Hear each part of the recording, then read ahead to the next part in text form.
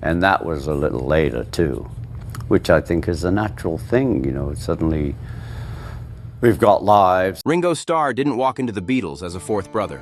He stepped in as the replacement everyone thought could be tossed aside. He smiled under those blinding stage lights while headlines mocked him as the luckiest drummer alive, and insiders whispered that he didn't truly belong. Even inside the band, one member treated him like a hired hand, while an ambitious outsider turned what looked like brotherhood into pure betrayal. Now, after decades of silence, Ringo has finally broken it, naming the people he swore he'd never forgive. You won't believe who made his list, or the truth about the painful past that made the Beatles push Ringo to the edge. Ringo's frustration didn't start at Abbey Road. It began way before that, in a hospital bed in wartime Liverpool. As little Richard Starkey, he spent more time fighting off illness than learning in school. First peritonitis, then tuberculosis, back-to-back battles that stole his childhood. By the time he finally walked out of those hospital doors, he was quiet, shy, and carried a deep sense that everyone around him was always one step ahead. That insecurity stuck with him, even when he became part of the most famous band on earth. He always felt like the guy with the weakest resume. But behind the drums, he came alive. Playing with local acts like Rory Storm and the Hurricanes, he found his peace. He wasn't a show-off, but he was steady, rock solid. So when the Beatles realized in 1962 that they needed someone stronger than Pete Best, they called Ringo. To them, he was the upgrade walking into EMI, but that dream moment turned sour fast. Just days later, during the Love Me Do session, producer George Martin humiliated him by bringing in a session drummer, Andy White, because he didn't think Ringo was good enough. Decades later, Ringo admitted that the sting from that day never really faded. He said, "I went through hell personally because George Martin had this Andy White session drummer. I made him apologize every day." Can you imagine that pain? He joins as the savior, then gets quietly replaced before his first single even drops. John Lennon and Paul McCartney, the unstoppable duo behind every early Beatles hit. From the outside, it looked like a perfect setup, but inside the band, everyone knew the pecking order. John and Paul ruled the songs. George was the quiet genius fighting to get heard, and Ringo, he was the comic relief, the guy singing the novelty tunes, keeping time and cracking jokes. Nothing more, right? But when manager Brian Epstein tragically passed in 1967, everything flipped. The band lost its anchor, and the easygoing drummer suddenly found himself trapped between three giant egos, each fighting for control. And one of them, more than anyone else, made Ringo feel small. Paul McCartney, the tireless perfectionist who slowly pushed Ringo to his breaking point. After Epstein's death, Paul slid right into the leadership spot. He was obsessed with order, writing nonstop, planning every session, and dragging the others back into the studio when they were ready to walk away. Ringo summed it up in one sharp line. Paul always made the phone call. Paul would want us to work all the time because he's the workaholic. It sounds like dedication, but inside that studio, it felt more like control. Paul wasn't just writing, he was directing every note, every beat. During the grueling White Album sessions in 1968, his perfectionism hit the boiling point. He made Ringo redo the same simple drum part again and again until finally Paul himself sat down at the drum kit to show him how it should be played. That moment hit Ringo like a punch, a painful flashback to the Love Me Do humiliation. To Ringo, that wasn't just a correction. It was confirmation. He was replaceable. So he snapped, walked out of the studio, packed up, and vanished for nearly 2 weeks. The band tried to carry on without him, but even the Beatles couldn't keep rhythm without their backbone. Years later, Ringo still spoke about the sting of that moment, being treated like a piece of equipment, not a bandmate. He must have asked himself again and again, if Paul didn't trust my drumming, why was I even there? Paul's perfectionism kept the Beatles' music at legendary heights, sure, but it came at a cost. The others started to feel like background players in their own band. For Ringo, already burdened with the label of the lucky replacement, watching Paul literally take his seat was his worst nightmare come true. But here's the wild twist. Time has a strange way of healing even the deepest wounds. Decades later, those two men who clashed so hard became each other's last real connection to the Beatles' past. In 2015, at the Rock and Roll Hall of Fame, Paul stood on stage and personally inducted Ringo as a solo artist. even cracking jokes mid-speech. Since then, they've shared stages again, played side by side, and Paul himself has called their bond very special. What started as rivalry somehow turned into the last real brotherhood left from the Beatles' stormy legacy. You already know where this is headed. John Lennon and Yoko Ono. The moment Ringo realized the leader he trusted was slipping away, everything started to crumble. Nothing shook him more than watching John slowly fade into someone he barely recognized. For years, John had been the soul of the Beatles, the rebel with heart and vision. And Ringo? He stood right behind him, loyal, quiet, dependable, the steady shadow behind Lennon's storm. But then came 1968, and everything started to shift. It was subtle at first, a few visits, a few whispers, and then, suddenly, Yoko Ono was everywhere. Not just beside John, but inside the studio, inside the music, inside every conversation. The Beatles had always been a sacred circle. 4 men, 4 voices, 1 heartbeat. But now, there were 5 presences in the room, and somehow, only one of them seemed to matter. The energy changed completely. Recording sessions turned tense, the atmosphere thick with silence and side glances. During experimental takes, Yoko would casually interrupt, tossing in comments about tone or rhythm. And instead of brushing it off, John would take her side instantly. Ringo couldn't believe it. He wasn't angry at Yoko's boldness. He was shocked by John's blind devotion. There's one moment he never forgot. In the middle of a tense session, John looked straight at Ringo and said flatly, "Just keep it even. That's enough." To a drummer already battling the label of least talented, those words cut deep. It was like John was saying, "Your opinion stops where hers starts." Tensions exploded whenever anyone questioned Yoko's constant presence. George Harrison snapped one day, and John lost it, slamming a table, shouting accusations of disrespect. From that point on, it wasn't about the music anymore. It was about loyalty. And John's loyalty had switched sides completely. For Ringo, the guy who always tried to keep the peace, the emotional toll was brutal. He watched the band he loved dissolve under the weight of one overpowering relationship. To him, the Beatles weren't breaking up because of fame or fortune. They were breaking up because there was no oxygen left in the room. Years later, Ringo admitted he saw the cracks forming long before anyone said the word split.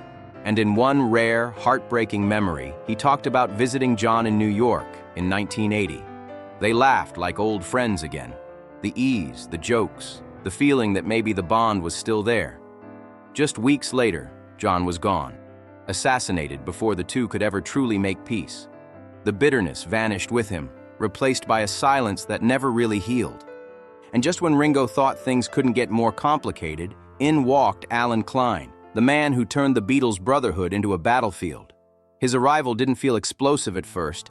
It actually felt like a relief. With Brian Epstein gone and Apple Corps bleeding money, the Beatles were drowning in chaos. They were world famous, but behind the scenes their finances were a mess. Ringo had grown sick of polished executives who smiled, promised the world, and delivered nothing. Then came Klein, rough, direct, fearless, a hustler who spoke the language of survival. To Ringo, he felt real. John welcomed him immediately, George followed soon after, and Ringo, desperate for some kind of stability, signed on too. He even admitted later, "Klein was a hustler, and I felt it was time I had someone hustling for me."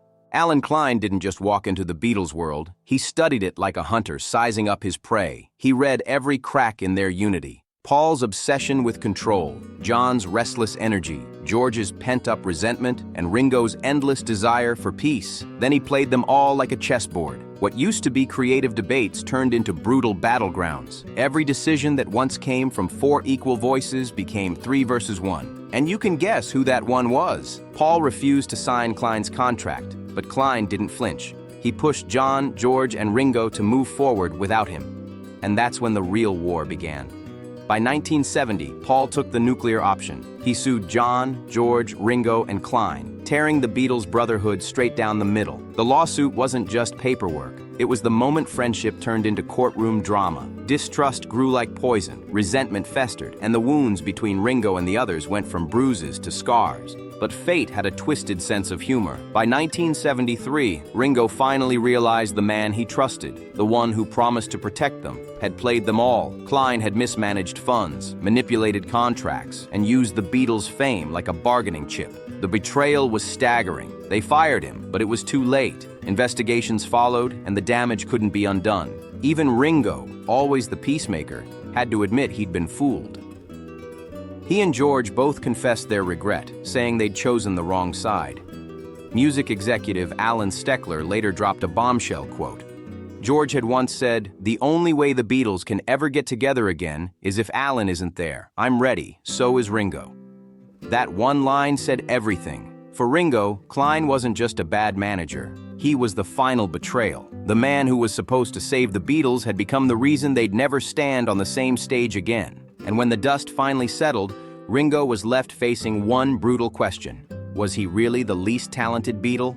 For years, that label haunted him. He'd been mocked as the lucky one, the guy carried by Lennon and McCartney. But once the band was gone, those taunts got louder, and Ringo had nowhere left to hide. But time, as it turns out, has a way of revealing the truth. The same sessions where Paul snatched his drumsticks and John brushed off his input, those were the moments producers noticed something genius. Ringo almost never drifted off tempo. George Martin, the very man who once replaced him during Love Me Do, later admitted Ringo wasn't just consistent, he was the human metronome, the anchor that kept the Beatles' chaos in sync. And when younger drummers tried to copy his playing, they couldn't. His rhythm wasn't about flash, it was feel. It was that loose, effortless groove no machine could fake. As the years rolled on, the industry finally caught up. Ringo dropped solo hits that charted worldwide, and legends like George Harrison, Eric Clapton, Bob Dylan, and Elton John kept calling him back, not out of nostalgia, but because his sound lifted their music to another level. Even Paul, the same man who once took his drum seat to show him how it's done, would later stand on stage at the Rock and Roll Hall of Fame and induct Ringo as a solo artist. That moment said it all. The student they once underestimated had become a legend in his own right. Today, Ringo Starr's name doesn't stand for luck or simplicity. It stands for precision, rhythm, and heart. He wasn't the weak link of the Beatles. He was the heartbeat that kept them alive. The steady pulse that let John, Paul, and George soar. And the longer time marches on, the clearer it becomes. Ringo Starr wasn't disposable. He was irreplaceable. The piece no one realized they needed until he proved it, decade after decade, one perfectly timed beat at a time. After decades of silence and shadows, Ringo finally found something stronger than resentment: peace.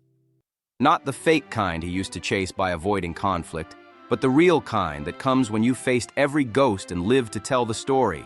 The betrayals, the lawsuits, the mocking headlines, they had all taken their swing, and he was still standing.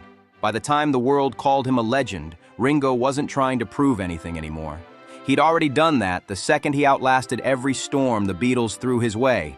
The truth is, Ringo never needed to be the loudest Beatle or the flashiest. He built his legacy quietly, with loyalty, rhythm, and heart. Decades after the breakup, he kept showing up, not as a sidekick, but as a survivor. When others burned out or faded away, Ringo just kept playing, and not just for the fame. He played because music was still his escape, the same way it had been back in Liverpool when he was just Richard Starkey, the sick kid dreaming of drums while staring at hospital walls. Even after the Beatles were long gone, that same humble rhythm carried him through. Every time Ringo hit the stage, it was like reclaiming his story. Fans who once saw him as the lucky Beatle began to realize he was something deeper, the one who held it all together when everything else fell apart. And behind the scenes, Ringo never stopped looking out for the others. He kept in touch with Paul, cherishing what was left of their bond, the last living thread of the Beatles' heart.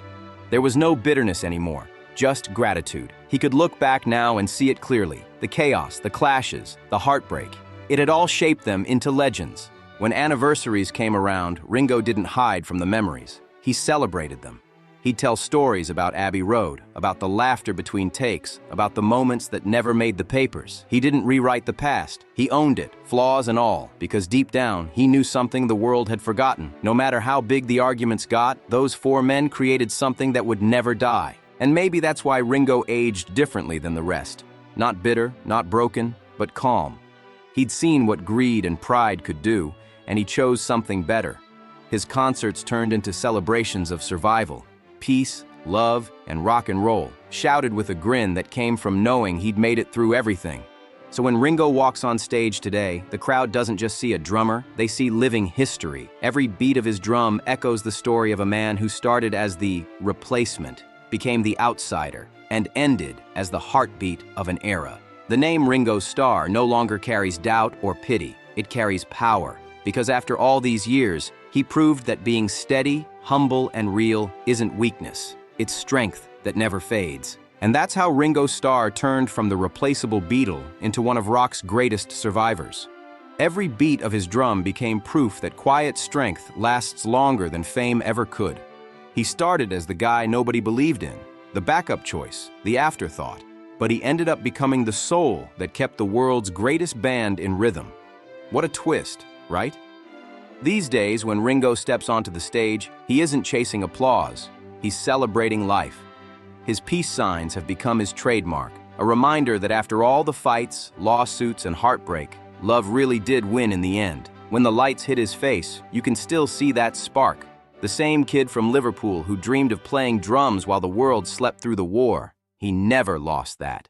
And when you hear him talk about John, George, and Paul now, there's no bitterness, just respect. He calls them brothers, always will. He remembers the laughter, the chaos, the wild years that changed music forever. I still feel them around, he said more than once. And when he plays, you can almost feel it too. Every song, every beat carries pieces of those friendships, frozen in rhythm forever. Ringo doesn't need to chase legacy anymore. His is carved in stone. From Love Me, Due to Photograph, from stadiums to solo tours, his groove is everywhere. Generations of drummers have tried to copy it, but no one can quite nail that Ringo feel. That's the magic. The groove that comes from being both calm and unstoppable. And here's the beautiful part. Ringo's story isn't just about music, it's about endurance, humility, and peace. He showed the world that you can take every insult, every betrayal, every misunderstanding, and still come out smiling, because real power doesn't shout. It stays steady, it survives, it keeps the beat no matter what. So next time someone says Ringo was just the lucky one, remember the truth. He was the glue, the anchor, the pulse that never gave up. Without him, the Beatles' music wouldn't have felt the same. He didn't just play the rhythm, he was the rhythm. And that's the story of Ringo Starr, the man who turned rejection into rhythm and silence into legacy. The last Beatle still standing strong, still flashing peace and love to the world like it's his secret weapon. His story proves that sometimes being underestimated is the best thing that can ever happen, because it forces you to become unforgettable. If you've made it this far, hit that like button if you felt the beat of Ringo's story. Drop a comment below and tell us your favorite Beatles moment or Ringo song. We'd love to hear it. And don't forget to subscribe for more untold stories behind the legends who shaped music history. Thanks for watching, and as Ringo himself would say, peace and love, see you in the next video.